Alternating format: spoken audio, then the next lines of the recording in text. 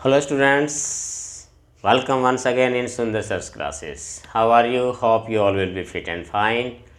मैं सुंदर सर एक बार फिर सबका स्वागत करता हूँ सुंदर सर क्लासेस में। तो स्टूडेंट्स लीजिए आज का हमारा जो टॉपिक है वो हमारी जो सीरीज़ है मॉडल ऑक्सिलरीज़ की, उस सीरीज़ का ये आखिरी वीडियो है। इसमें के बाद ये सीरीज़ हमारी फिनिश हो जाएगी। आज इस वीडियो में मैं आज आपको बताने जा रहा हूँ वो हमारे हैं मॉडल्स, हमारे मस्ट, नीड और डेयर। हमारे पास जो 3 मॉडल्स और बचे, इससे पहले हम बाकी सारी मॉडल ऑक्सिलरीज़ के बारे में विस्तार से हम कर चुके हैं। आज के इस पर्टिकुलर लेसन में मैं आपको बताऊंगा कि ये 3 जो मॉडल्स हैं इनका यूज़ कहाँ होता है मॉडल ऑक्सिलरीज़ के रूप में, किन परिस्थितियों में इनका हम प्रयोग करते हैं। तो स्टूडेंट्स वीडियो को लास्ट तक ज़रूर देखिए, और अगर किसी फ्रेंड्स ने अभी तक सब्सक्राइब नहीं किया है चैनल को तो सब्सक्राइब आप ज़रूर कर लीजिए। तो लीजिए स्टूडेंट्स हम शुरू कर लेते हैं हमारा लेसन। और लेसन की शुरुआत में हम शुरुआत करते हैं हमारे मस्ट के साथ। मस्ट हमारा एक फॉर्मली डिटरमाइंड मॉडल ऑक्सिलरीज माना जाता है। तो इसके सबसे पहला जो प्रयोग है हम वो देखते हैं, वो ये भी यही है कंपल्शन के लिए। कंपल्सन कह सकते हो, नेसेसिटी कह सकते हो, या सिंपल भाषा में कहे तो आप ये कह सकते हो कि ऐसा कोई भी काम जो करना हमारे लिए मजबूरी हो, आवश्यकता हो किसी काम करने की, जिसके काम के बगैर हम नहीं रह सकते हो, यानी करना ज़रूरी होता है, ऐसे काम के लिए हम मस्ट का प्रयोग करते हैं। We must obey the rules. अब रूल्स को फॉलो करना क्या है, कंपलसरी है, ज़रूरी है, नेसेसिटी है। यानी कि हम ये भी कह सकते हैं कि ऐसा कार्य है जिसको ना करने से हमें पनिशमेंट मिलने का भय होता है, तो ऐसे काम को करने के लिए हमने मस्ट का प्रयोग वहाँ करना होता है। Just like traffic rules, laws, discipline, डैब, फीस, ये कुछ ऐसे वर्ड्स हैं जिनके साथ आप हमेशा मस्ट का प्रयोग करेंगे। दूसरा एग्जाम्पल जैसे you must do as you are told, आपको वैसा ही करना जरूरी है जैसा आपको बताया गया। तो यहाँ पर भी क्या है, कंपल्सन है। तो कंपल्सन, नेसेसिटी, इसके लिए आप मस्ट का प्रयोग करेंगे। इसके अलावा दूसरा यूज़ करता है टू एक्सप्रेस डिटर्मिनेशन। देखिए अगर हमारे पास बहुत ही फर्म डिटर्मिनेशन है तो उसके लिए हम मस्ट का प्रयोग भी हम कर सकते हैं। जस्ट लाइक एग्जाम्पल के तौर पर अगर हम कहें I must have my money back, मैं अपना पैसा लेकर रहूँगा। I must do that, he must reach here by evening. तो इस प्रकार के जो ये हमारे पास एग्जाम्पल हैं जो बताते हैं किसी भी चीज़ को क्या, कि डिटर्मिनेशन को, यानी कि फर्म डिटर्मिनेशन को, तो इसके लिए भी आप मस्ट का प्रयोग कर सकते हैं। अगला जो यूज इसका आता है वो होता है इसमें सर्टेनिटी के लिए। कोई चीज़ की अगर निश्चितता होती है, सर्टेन होती है कोई चीज़, परमानेंट या परफेक्शनेस हो, या कोई भी चीज़ हम कह दें कि वो सर्टेन है इस मामले में, तो उसके लिए भी हमने मस्ट का प्रयोग करते हैं। Example just like you must finish this by evening, भी आपको ये निश्चित है आपने ये काम शाम तक पूरा करना है, तो ये सर्टेनिटी के लिए। और एग्जाम्पल जैसे we must win the match, भी हम मैच जीत लेंगे, हम मैच जीतेंगे, सर्टेन है, निश्चित है कि हम मैच जीतेंगे। तो किसी सर्टेनिटी के लिए भी हम मस्ट का प्रयोग करते हैं। आगे जो अगर हम यूज़ करें इसको देखिए तो स्ट्रॉन्ग लाइकलीहुड, ये एक अलग सा थोड़ा सा इसको ध्यान रखना है। स्ट्रॉन्ग लाइकलीहुड क्या होता है कि कोई भी ऐसी चीज़ जिसके बारे में हमें एक एक्सपेक्टेशन हो कि आपने ऐसा तो ये किया होगा, यानी कि एक ओपिनियन अगर हमारे पास होता है, ऑप्टिमिस्टिक ओपिनियन अगर हमारे पास हो जिसका उत्तर हमें पता हो, स्ट्रॉन्गली भी इसके बारे में इसे नॉलेज होगी, तो ऐसे कामों के लिए भी जिसको हम कह सकते हैं कि स्ट्रॉन्ग लाइकलीहुड के लिए आप प्रयोग करेंगे मस्ट का। एग्जाम्पल के तो जैसे you must have heard about boss, भी आपने बॉस के बारे में तो सुना होगा। You must heard about Sachin Tendulkar, जैसे हम किसी से पूछ लें भी आपने इसके बारे में तो सुना होगा, यानी कोई खबर के बारे में, किसी चीज़ के बारे में, किसी व्यक्ति के बारे में। तो जो एक्सपेक्टेशंस होती हैं हमारे पास, पॉजिटिव आंसर की उम्मीद जहाँ होती है, तो वहाँ भी हम यूज़ करते हैं हम मस्ट का प्रयोग। इसके अलावा स्टूडेंट और देखिए आगे इनविटेबल, इन्वर्टिबिलिटी होती है। क्या होता है कि जैसे हम किसी भी चीज़ की निश्चितता, भी कोई काम निश्चित है, डेफिनेट है, कोई काम आवश्यक है, अवश्य है, श्योर है, अगर ऐसे कामों के लिए हम मस्ट का प्रयोग करते हैं। एग्जाम्पल देख सकते जैसे we must die one day, भी एक दिन हम सबको मरना है, ये क्या है, निश्चित है। Death must come to everyone, कि मृत्यु सभी को आनी है, तो ये भी क्या है, इनवाइटेबिलिटी है। तो ऐसे निश्चित चीज़ के लिए भी, जो चीज़ इनवाइटेबल होती है, ऐसे कामों के लिए भी हम मस्ट का प्रयोग ही करेंगे वहाँ पर, कि ये काम निश्चित है, ऑलरेडी निश्चित है, तो वहाँ हम मस्ट का प्रयोग करेंगे।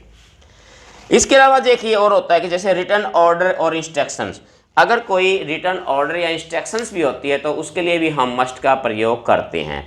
एग्जाम्पल तो जैसे इसमें याद दिया है, candidate must reach in time. आपने देखा होगा कि जैसे एग्ज़ाम देने के लिए जाते हैं तो कुछ इंस्ट्रक्शंस होती हैं, कई ऑफिस में जाते हैं वहाँ भी कुछ इंस्ट्रक्शंस लिखी हुई होती हैं, भी all the employees must follow these instructions. या जैसे एग्ज़ाम देने के लिए जाते हो तो उस पर लिखा होता है all questions must be solved. तो इस प्रकार से जो है कुछ एक ऐसी जो रिटर्न इंस्ट्रक्शंस या फिर ऑर्डर्स होते हैं जिनके साथ भी हम मस्ट का प्रयोग करते हैं। तो स्टूडेंट ये हमारे थे कुछ कि मस्ट किन परिस्थितियों में और कहाँ कहाँ हम मस्ट का प्रयोग करते हैं।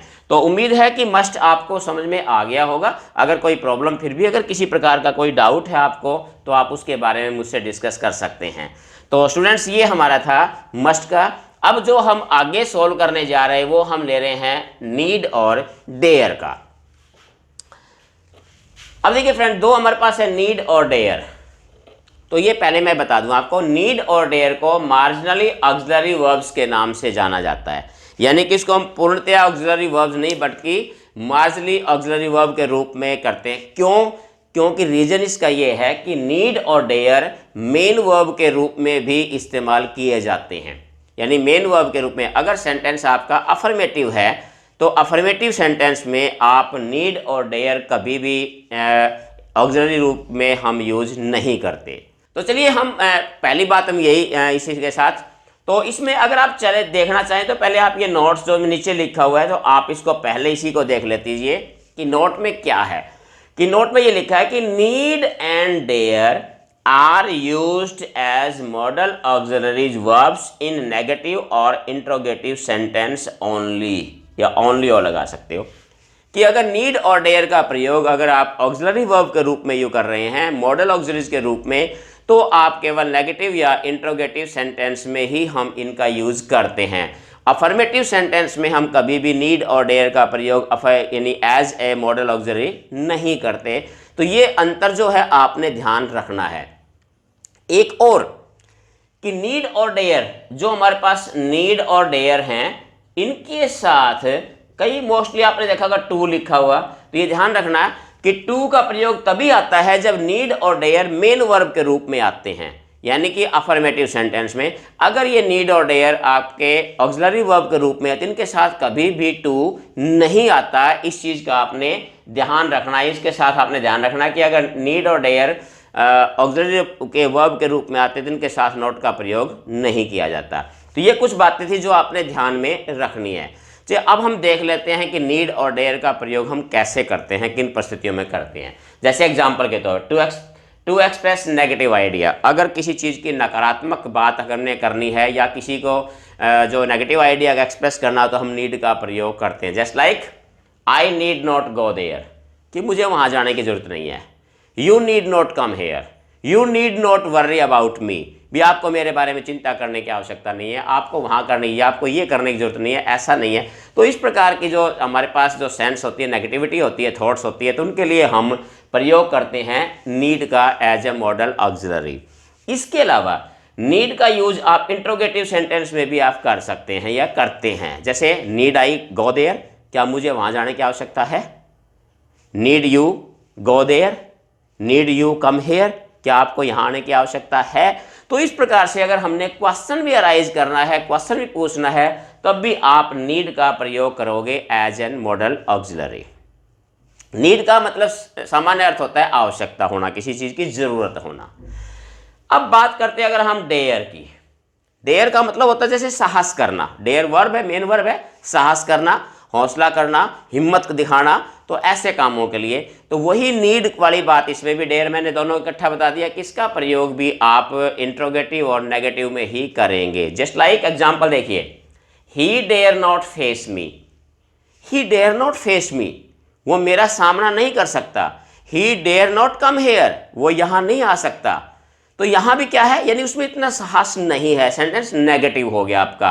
अगर इंट्रोगेटिव में ले, how dare you touch her, आपने उसे छूने की हिम्मत कैसे की। How dare you face me, आपने मेरे सामने आने की हिम्मत कैसे की। How dare you enter my office, तो ऐसे कामों के लिए भी आपने ऐसी हिम्मत, यानी कि डेयर का मतलब वही हिम्मत करना, हौसला करना, तो इस कामों के लिए हम डेयर का प्रयोग करेंगे। तो ये डेयर और नीड, फिर एक बार मैं आपको ये बता दूं कि डेयर और नीड हमारे मार्जिनली ऑक्सिलरी वर्ब्स के रूप में प्रयोग किए जाते हैं, क्योंकि ये मेन वर्ब के रूप में भी प्रयोग होते हैं अगर सेंटेंस आपका अफर्मेटिव है। तो अगर सेंटेंस आपका नेगेटिव या इंट्रोगेटिव है तो आप ये डेयर और नीड का प्रयोग एज एन मॉडल ऑक्सिलरीज भी कर सकते हैं।